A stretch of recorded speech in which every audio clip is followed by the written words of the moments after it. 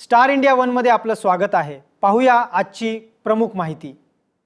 अहिल्यानगरात एलसीबीची मोठी कारवाई, 13 आरोपी जाळ्यात। बिंगो जुगार अड्ड्यावर छापा।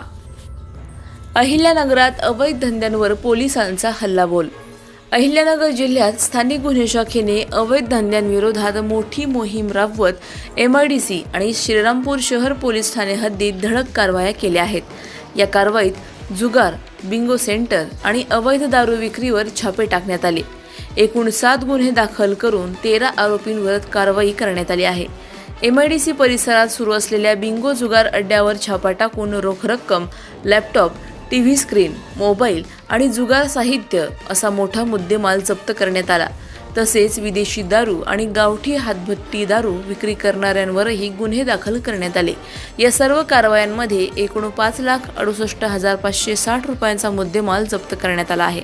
पोलीस अधीक्षक मुमक्का सुदर्शन यांच्या मार्गदर्शनाखाली स्थानिक गुन्हे शाखेने ही कारवाई केली असून जिल्ह्यातील अवैध धंद्यांविरोधातील मोहीम आणखी तीव्र करण्यात आली आहे।